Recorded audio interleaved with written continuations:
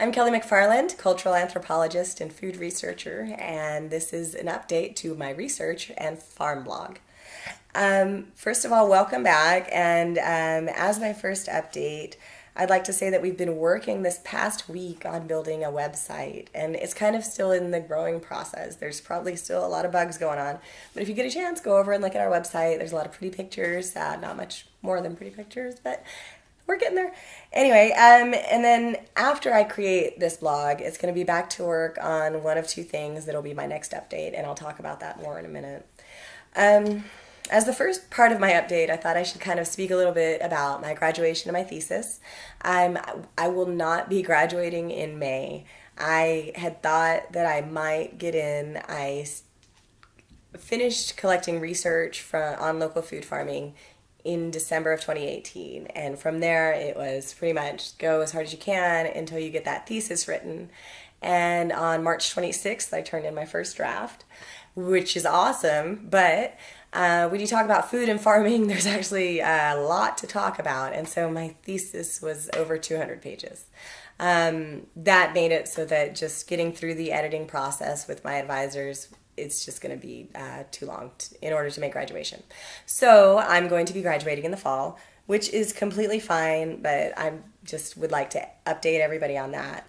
As an overview of my thesis, with all of these interviews that I did with local food farmers and kind of looking at ideas of success, I found this idea that in a lot of food research, we talk about this locavore movement or local farming and the benefits that come from that because you're not paying for shipping and these type of things, but we don't really talk about the type of farming that's happening on this local setting.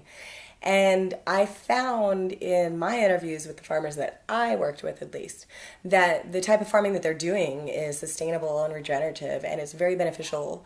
And so that's kind of another layer of a benefit of local food.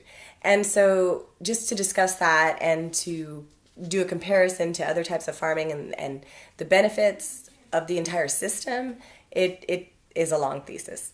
But the great thing from that is that I have a lot of really good data about local food farmers. And so I am doing presentations. I have been invited to present a poster at the Fort Worth Museum of Science and History at the Research and Learning Center.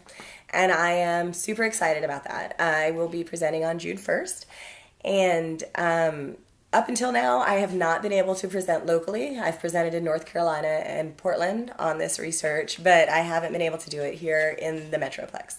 So that kind of marks the first one, and I'm really excited about that.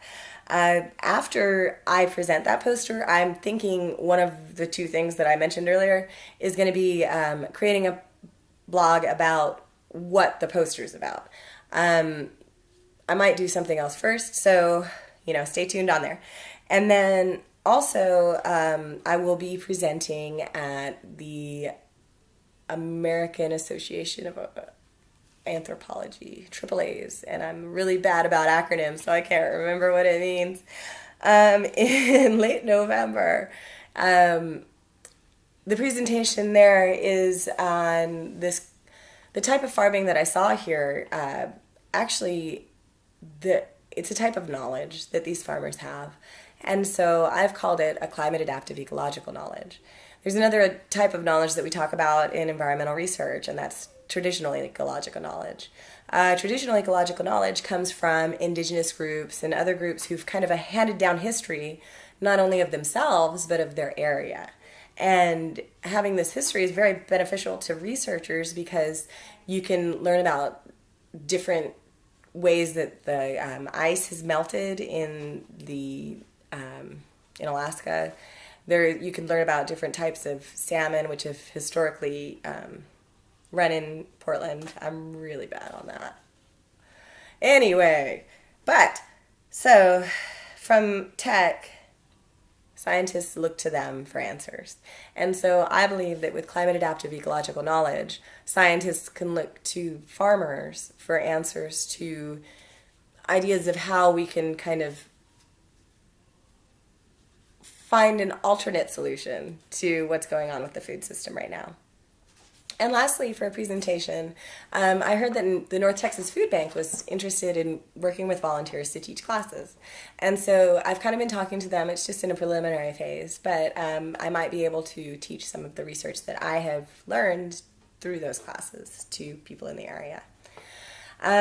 From all of this research and this huge thesis that I've just written, I have kind of created a journal of best practices. In the thesis, it kind of exists as like the exploratory research that I am learning from all of these farmers that's kind of being reflected on. But there's all of these practices that I learned about that it's not necessarily how to farm. If you want to learn how to farm, you should buy a book on farming and learn that. But these are the practices that the farmers use in order to have the most success, or in order to weather the effects of climate change and other disastrous events in order to still produce something. And so that journal of best practices, so that's the other thing that I might come out with before. I don't know which one's going to happen first, because if I make the journal of best practices in time, I will have it with me at the Fort Worth Museum. If not, then I'll just be putting it through the website and have it on future presentations.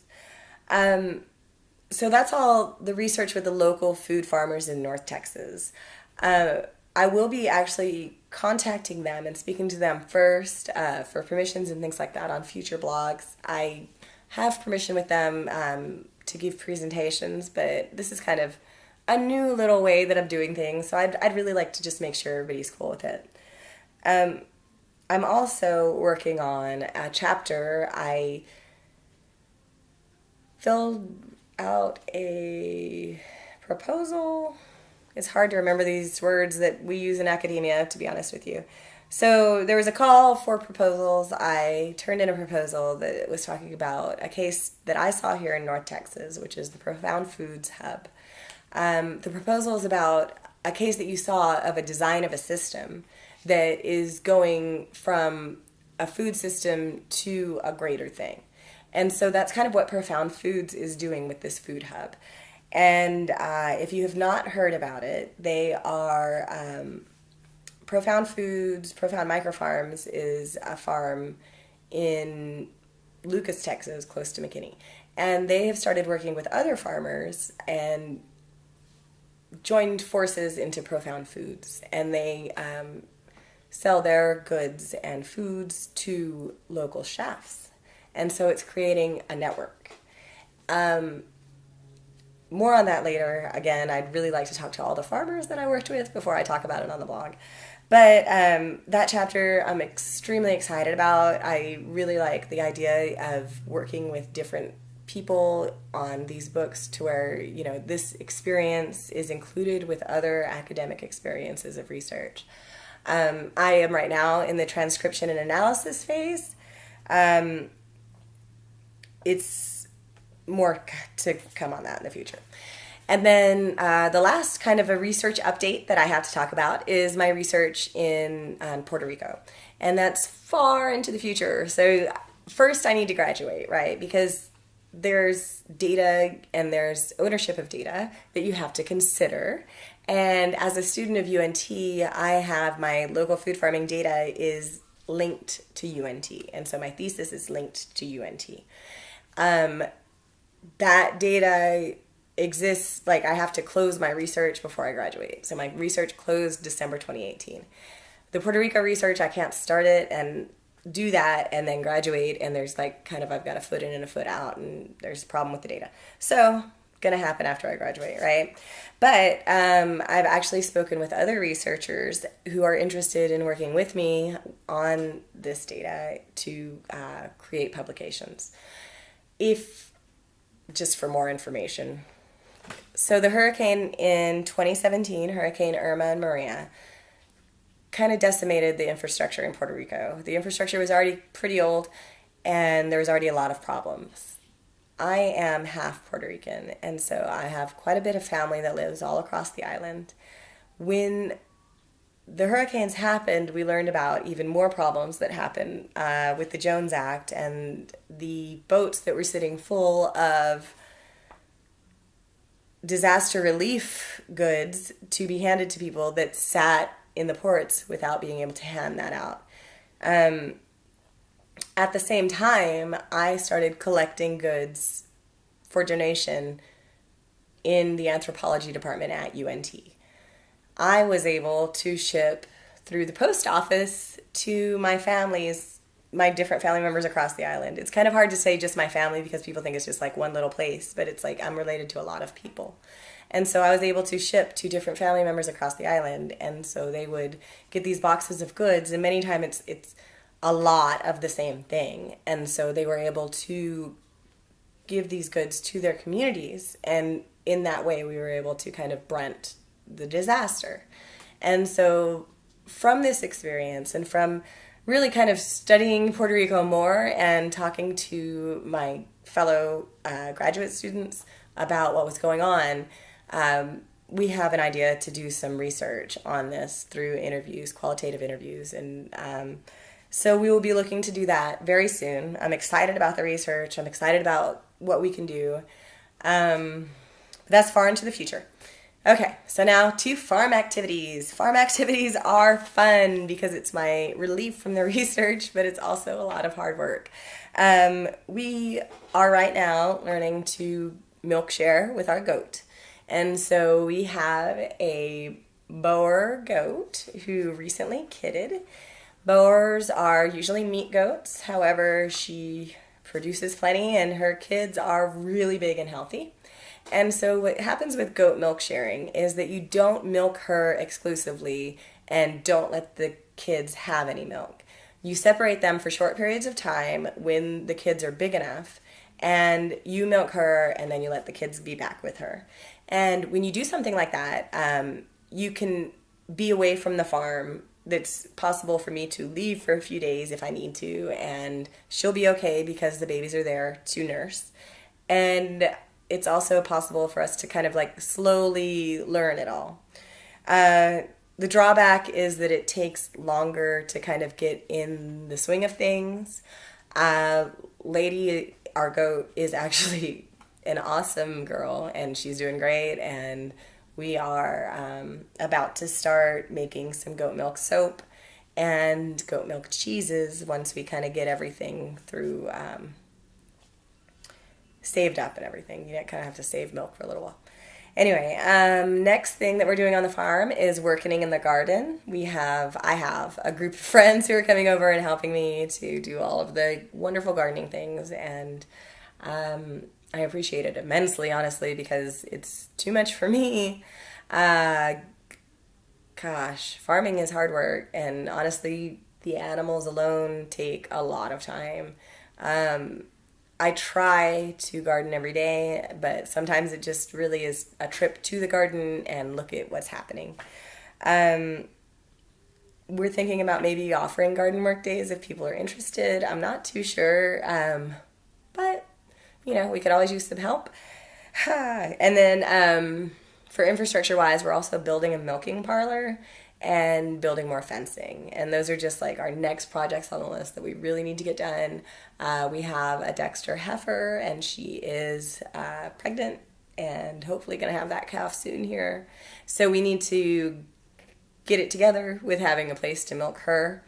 And then the fencing is just, all the more fields that we can create, the more we can rotationally graze. And so fencing is kind of going to be an ongoing battle. I heard it once said that the thing that you hate to do the most on a farm is the thing that you have to do the most, and fencing is my thing. But, it's okay. We're getting there. And then finally on the farm, we are redoing our duck coop. What I've done with the ducks, we've tried to create, we have a coop where they stay in, and then they also have a duck run that is completely fenced in. In January through March, we have a problem with predators in the area, so they got to watch out for like hawks and vultures and whatever other kind of scary birds might get them. So they can be in the run and they're going to be outside, but they're not outside to where a predator might hurt them. I this year did the deep bedding method. And so the deep bedding method is where you put straw down all like in their coop and in their run. And weekly you turn the straw over and put more straw on top. And what's happening is the stuff on the bottom is kind of composting and breaking down. Through the winter it creates heat for the ducks in the house. And if you do it the right way, you should have no smell and no problems. The house, inside of the duck house, the coop itself, everything has been pretty good. Like everything, we've had no smells, no real problems. There's a little bit of a leak that we need to fix, but other than that, it's fine. In the coop itself, that's like the fenced in, we've got hardware cloth all around it and for the top of it too.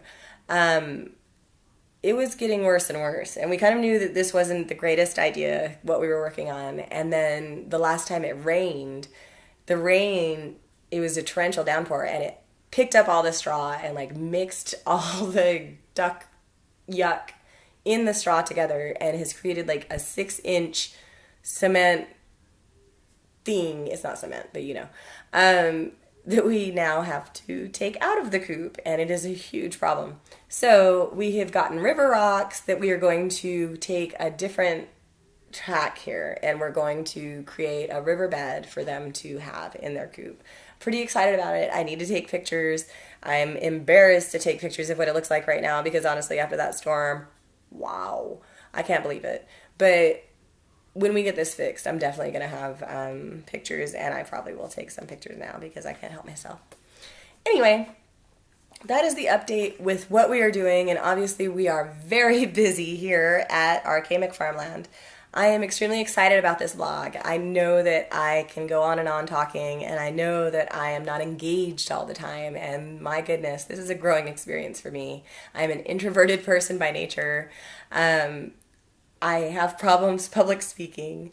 This is definitely, it's going to take time, but I think it's a lot better than when I started a few weeks ago. Next up, obviously, is going to be either that poster overview or that journal of best practices, just seeing what I can finish next. And that's about it. I am going to keep thinking of ideas for blogs, and I hope that you check out our website, and we'll see you later. Thanks.